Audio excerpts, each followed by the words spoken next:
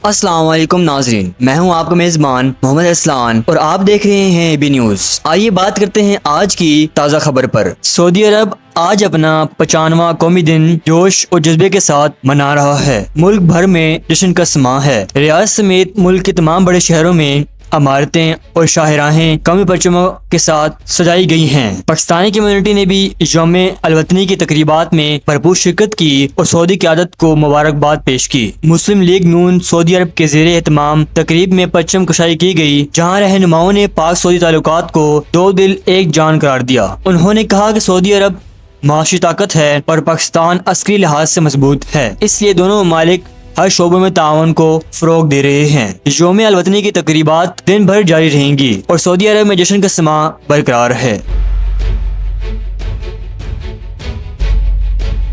पाकिस्तानी हकाम ने हालिया दहशतगर्द हमलों के बारे में अहम इंकशाफ किया है। हकाम के मुताबिक कल-ए-आज़म तहरीक तालिबान पाकिस्तान TTP के हालिया हमलों में 70% अस्करियत पसंद अफगान शहरी थे, जो गुज़िश्ता सालों में 5 से 10% की शरह से कहीं ज्यादा हैं। ये इंकशाफ सफीर मोहम्मद सादिक ने दुशिंबा में शंघाई ताउन तंजीम के इजलास में किया। ईरान ने भी इस मामले पर तशवीश का इजहार किया और कहा कि चाबहार पर होने वाले हमलों में भी ज्यादातर हमलावर अफगान थे। पाकिस्तानी हकाम का कहना है कि तालिबान हुकूमत TTP की सरगर्मी रोकने में नाकाम या गैर संजीदा नजर आ रही है, जिससे इस्लामाबाद और काबुल के ताल्लुकात मजीद कशीदा होने का खदशा है। सफारती ज़ाहिर के मुताबिक पाकिस्तान के ख़ुसूसी एलची जल्द ईरान और रूस के दौरे पर जाएंगे ताकि तालिबान पर दबाव बढ़ाया जा सके। हकाम का कहना है कि अफगानिस्तान में TTP की महफूज पनाहगाहें खित्ते के अमन के लिए संगीन खतरा हैं।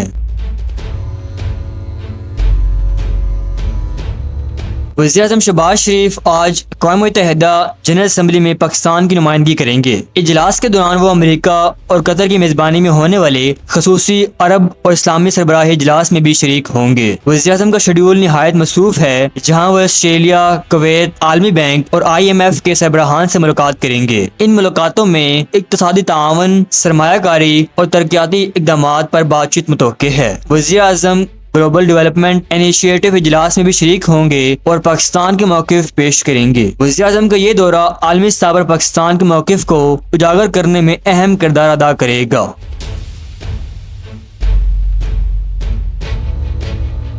गजा जानने वाले इमदादी बैटरी के हवाले से इसराइल ने अपने वाज़ेह मौक़िफ़ दे दिया है। इसराइली वज़ारत ख़ारजा ने कहा है कि कोई भी जहाज जंगी इलाके में दाखिल नहीं हो सकता। ताहम इमदाद को अस्कलान बंदरगाह पर लंगर अंदाज होने की इजाजत दी जाएगी। ये बेटरा, जिसे ग्लोबल स्मूथ फ्लोटेला कहा जा रहा है, ट्यूनिस से रवाना हुआ है और इसमें आलमी कारकुनान शामिल हैं, जिनमें ग्रेटा थनबर्ग और पाकिस्तानी शख्सियात भी मौजूद हैं। बेटरा के मुंतज़मीन ने अस्कलान पर इमदाद उतारने की तजवीज़ रद्द करते हुए कहा कि वो बराह रास्त गजा पहुँचना चाहते हैं ताकि नाकाबंदी को तस्लीम न करना पड़े। इसराइल ने खबरदार किया है कि नाकाबंदी तोड़ने की इजाजत नहीं दी जाएगी, जबकि कारकुनान बराह रास्त गजा पहुँचने पर कायम हैं। पाकिस्तानी वुमेन्स क्रिकेट टीम की बॉलर निशा सिंधु ने शानदार कारनामा सरअंजाम दे दिया। लाहौर में खेले गए मैच में उन्होंने 26 रन की ओर 6 विकेटें हासिल की और वनडे क्रिकेट में 100 विकेटें मुकम्मल करने वाली तेज तरीन पाकिस्तानी बॉलर बन गई। ये वुमेन क्रिकेट में दूसरी बेहतरीन बॉलिंग परफॉर्मेंस भी है। इससे केवल सना मीर और निदा डॉर भी ये एजाज हासिल कर चुकी हैं। उन्होंने ट्रॉफी पकड़ते वक्त 6 उंगलियों का इशारा भी किया, जिसका मतलब आप जानते हैं। निशा सिंधु की इस शानदार कारकर्दगी पर शायकीन क्रिकेट ने इन्हें जबरदस्त खराज तहसीन पेश किया।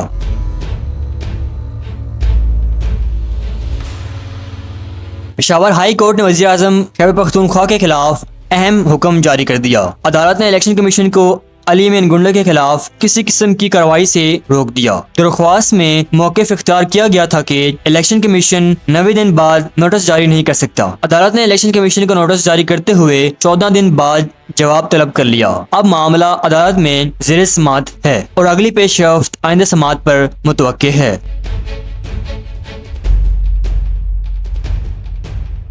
एशिया कप 2025 के दौरान भारतीय टीम के रवैये पर साबिक खिलाड़ी भी बरहम हो गए। भारतीय टीम ने पाकिस्तान के खिलाफ दोनों मैचेस में हाथ न मिलाने की रवायत तोड़ दी। साबिक कप्तान मोहम्मद अजहरुद्दीन ने कहा है कि जब मैच खेलने की हामी भर ली तो हाथ न मिलाना खेल की रूह के खिलाफ है। इवेंट में एम्पायरिंग के कई मुतनाज़ा फैसले भी सामने आ चुके हैं, जिन पर शायकीन बरहमी का इजहार कर रहे हैं। पाकिस्तानी शायकीन और साबिक खिलाड़ी मुतालबा कर रहे हैं कि खेल के दौरान इस तरह की गैर खेल रूह हरकत ना हो।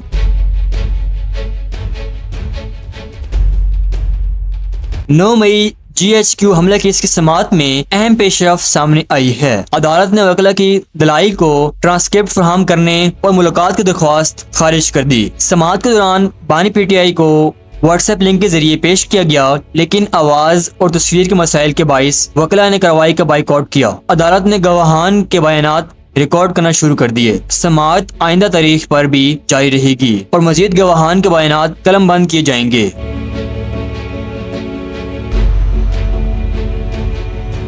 सऊदी वज़ीर ख़ारजा ने फ़लस्तीन के मामले पर दो टोक मौक़िफ़ दे दिया। फैसल बिन फरहान ने कहा कि इसराइल और फ़लस्तीन के दरमियान पायदार अमन सिर्फ दो रियासी हल से मुमकिन है। उन्होंने फ्रांस के सदर का शुक्रिया अदा किया जिन्होंने फ़लस्तीन को रियासत तस्लीम करने का ऐलान किया। सऊदी अरब ने आलमी बरादरी से दो रियासी हल की हिमायत की अपील की है।